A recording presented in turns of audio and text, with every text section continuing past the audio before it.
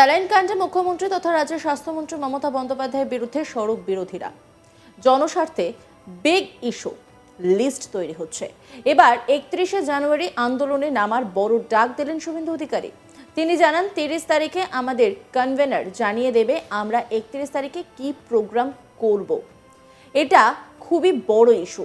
আমরা রোগীদের লিস্ট সংগ্রহ করছি, রোগীদের পরিবারকে অর্গানাইজ করে মমতা বন্দ্যোপাধ্যায় যেখানে যাবেন সেখানে যাব, প্রয়োজনে সকলকে সঙ্গে নিয়ে নবান্নর সামনে বসবো। স্যালাইন কাণ্ডে মুখ্যমন্ত্রী তথা রাজ্যের স্বাস্থ্যমন্ত্রী মমতা বন্দ্যোপাধ্যায়ের বিরুদ্ধে আরও একবার সরব হলেন বিধানসভার বিরোধী দলনেতা শুভেন্দু অধিকারী। মেয়াদ উত্তীর্ণ স্যালাইন ব্যবহারের জেরে এক প্রসূতির মৃত্যু ও কয়েকজনের অসুস্থতার অভিযোগকে কেন্দ্র করে বেশ কয়েকদিন ধরেই রাজ্য রাজনীতি উত্তাল। এই নিয়ে আগেও সরব হয়েছে নন্দীগ্রামের বিধায়ক তথা বিধানসভার বিরোধী দলনেতা শুভেন্দু অধিকারী। শুক্রবার তিনি এই ইস্যুতে রাজভবন অভিযান করেন, তারপর বাইরে এসে তোপ দাগেন মমতা বন্দ্যোপাধ্যায়ের বিরুদ্ধে। রাজভবনের রাজ্যপালের সঙ্গে দেখা করার পর তিনি জানান, আমরা এই বিষয়টা ছাড়ব না। স্যালাইন কাণ্ডে যারা অসুস্থ হয়ে পড়েছেন তাদের পরিবার যদি আমাদের কাছে সহযোগিতা চান তাহলে আমরা তাদের পরিবারকে মেডিকেল সাপোর্ট, আর্থিক সাপোর্ট দেওয়ার জন্য রেডি। 30শে জানুয়ারি কতজন এই ঘটনায় আক্রান্ত হয়েছেন সেই রিপোর্ট আদালতে জমা দেওয়ার নির্দেশ দিয়েছে প্রধান বিচারপতির বেঞ্চ। 30 তারিখে আমাদের কনভেনার জানিয়ে দেবে আমরা 31 তারিখে কি প্রোগ্রাম করব। এটা খুবই বড় ইস্যু। আমরা রোগীদের লিস্ট সংগ্রহ করছি, রোগীদের পরিবারকে অর্গানাইজ করে মমতা বন্দ্যোপাধ্যায় যেখানে যাবেন সেখানে যাব, প্রয়োজনে সকলকে সঙ্গে নিয়ে নবান্নর সামনে বসবো। কি বলেছেন শুভেন্দু অধিকারী শোনাব আপনাদের। ইতিমধ্যে মেদিনীপুরে র্যালি করেছি,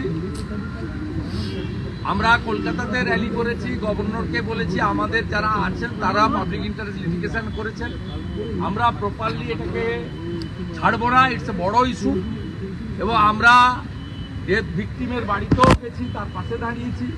আজকে কার্তিক সিংকে নিয়েও আমরা তাদের বা অন্য যারা এফেক্টেড যারা ইন্টারেস্টেড টু মানে আমাদের কাছে সাপোর্ট যারা চাইছে, যারা আমাদের হেল্প চাইছে, আমরা সমস্ত রকম আমাদের ডক্টর মেডিকেল সাপোর্ট, আমরা ফিনান্সিয়াল সাপোর্ট সব কিছু দেওয়ার জন্য উই আর রেডি। আর সাথে সাথে 30 তারিখে কতজন এফেক্ট হয়েছে তার রিপোর্ট দিতে বলেছে মহামান্য প্রধান বিচারপতির বেঞ্চ। এবং আমরা কৃষক ও মহামান্য হাইকোর্টের কাছে যে তিনি সেক্রেটারি, তিনি highest bureaucrat of the government, তাকে বলেছেন দুটো রিপোর্ট দিতে। আমরা সেদিন দেখব কি হচ্ছে না হচ্ছে, এবং ইফ নেসেসারি 30 তারিখে বিকেলে আমাদের ডক্টর সেলের কনভেনার জানিয়ে দেবে যে আমরা 31 তারিখে কি প্রোগ্রাম করব। সরস্বতী পুজো দুটো একটা দিন ছেড়ে দিয়ে বাকি প্রোগ্রাম কন্টিনিউ হবে। এটা জনস্বার্থে বিগ ইস্যু, এবং এটা যদি বন্ধ না হয় আমরা পেশেন্টের লিস্ট আমাদের সোর্সও কালেক্ট করছি। কারণ স্টক রেজিস্টারে মেডিসিন আরএল সেলাইন যাদের ইস্যু হয়েছে, আমরা 10ই ডিসেম্বরের আগের জন্য গভর্নমেন্টকে দায়ী করবো না। 10ই ডিসেম্বরে গভর্নমেন্ট ইনফর্ম হয়েছে, গভর্নমেন্ট স্টক ক্লিয়ার করেছে, প্রপারলি ব্যান করেছে 14ই জানুয়ারি। আমরা 10ই ডিসেম্বর 2024 থেকে 14ই জানুয়ারি 2025 পর্যন্ত যতজনের শরীরে এই বিষ আপনি মমতা ব্যানার্জি ঢুকিয়েছেন আপনার লোকেদের দিয়ে সরকারি হসপিটালে, বেসরকারিতে আমরা যাব না, তাতে তার তালিকা আমরাও সংগ্রহ করছি। কোর্টও ইন্টারভেন করেছে, সেই তালিকা নেব। তাদের যদি বেটার ট্রিটমেন্টের দায়িত্ব সরকার না নেয়, প্রয়োজন হলে তারা এইমসের সাহায্য নিক, আমাদের ভারত সরকারের হেলথ ডিপার্টমেন্ট কনকারেন্ট লিস্টে হেলথ আছে, সাহায্য নিক। নইলে আমরা পেশেন্ট পার্টিদেরকে নিয়ে অর্গানাইজ করে মমতা ব্যানার্জির যেখানে বসবেন সেখানে যাবে, পেশেন্টরা যাবে। আপনাকে বসতে দেব না, আপনাকে কোথাও বসতে দেব না। আপনি উত্তরবঙ্গে ছুটি কাটান আর দক্ষিণবঙ্গে ছুটি কাটান, আপনি সমুদ্রে থাকুন আর পাহাড়ে থাকুন, পেশেন্টের লিস্টটা আমরা পেয়ে যাই। পয়জন যাদের করেছেন, বেটার ট্রিটমেন্ট না দিলে পুরো পেশেন্ট পার্টির পরিবারকে নিয়ে নবান্ন সামনে বসবো, বাড়ির সামনে বসবো, যেখানে যাবেন বসবো, পেশেন্টরা বসবে, জাতীয় পতাকা হাতে নিয়ে বসবে, কোনো রাজনীতি হবে। রাজ্যপালের সঙ্গে দেখা করে তিনি কি জানিয়েছেন সেই বিষয়েও জানান তিনি কি বলেছেন শোনাব আপনাদের। আমরা সিম্বলিক একজন ভিকটিমকে নিয়ে এসেছিলাম, তার ফ্যামিলিকে, হচ্ছে মিস্টার কার্তিক সিং, এর ওয়াইফ শ্রীমতী টুম্পা সিং, তিনি মাম্পি সিং এফেক্টেড হয়েছেন। আপনারা জানেন যে 3 জন ক্রিটিক্যাল দুজনের তো ডেথ আপনারা জানেন, একজন প্রসূতি মা আর একজন নবজাতক। আর যে তিনজন অসংখ্য মানুষ এফেক্টে বোঝা যাচ্ছে না, আস্তে আস্তে বোঝা যাবে যে স্বাস্থ্যমন্ত্রী কত ঢুকিয়ে দিয়েছেন বিষ গরিব মানুষ, সাধারণ মানুষ, প্রান্তিক মানুষ যারা সরকারি হসপিটাল নির্ভর তাদের শরীরে। কার্তিক আমাদের জনজাতি পরিবার থেকে আসছেন, মূলবাসী পরিবার থেকে, এবং অত্যন্ত দারিদ্র গরিব মানুষ।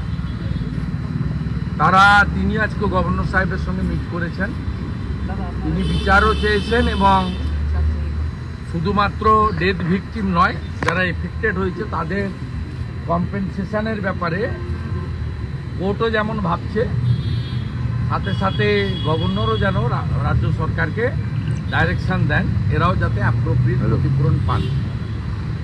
আমাদের in details mister Saratchandra Mukherjee জানাচ্ছেন, আমরা মূলত অনারেবল গভর্নরের কাছে যেটা চেয়েছি সেটা বলে বাকিটা উনি ব্যাখ্যা করে দেবেন টেকনিক্যাল পয়েন্ট। এবং এটা একটা প্যান্ডামিকের মতো, খুব ওরিড যা হয়েছে এবং যা হতে চলেছে, খুব সিরিয়াস ইস্যু বেঙ্গলে। এবং এটাতে তিনজন পিজিতে থাকা বা দুজন মারা যাওয়া বিষয় নয়, এটা নাম্বারটা থাউজেন্ডস বা মোর দ্যান 1 লাখ হতে পারে, এটা টাইম উইল স্পিক। তা আমাদের তিনটে জিনিস আমরা অনারেবল গভর্নরকে বলেছি। একটা বলেছি যে রিগার্ডিং দিস ইস্যু আপনি কনস্টিটিউশনাল হেড, সাংবিধানিক প্রধান, আপনার এই বিষয়ে বক্তব্য আসা উচিত যদি আপনি ফিট মনে করেন। আমরা তো ওনাকে অ্যাডভাইস করতে পারি, রিকোয়েস্ট করি।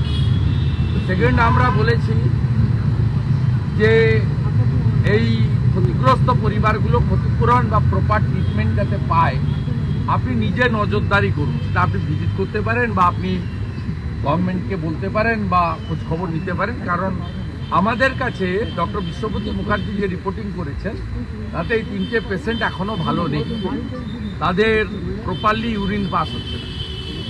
আমরা ইন্টারনালি জেনেছি, এটাও খুব উদ্বেগের বিষয়। কারণ আমি যখন কার্তিককে জিজ্ঞেস করেছি তুমি ওয়াইফকে দেখতে গেছিলে কিনা, বলে যে আমাকে প্রথম দিন একবার দেখতে দিয়েছিল, তারপর থেকে অনেক দিন হয়ে গেল আমাকে দেখতে দেয়নি।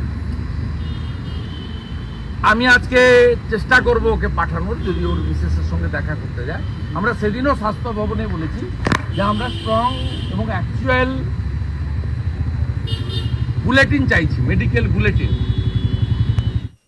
অন্যান্য খবরের আপডেটের জন্য অবশ্যই নজর রাখুন আজ তাক বাংলার ইউটিউব স্ট্রিমিংয়ে। লাইক, কমেন্ট, শেয়ার এবং সাবস্ক্রাইব করতে ভুলবেন না।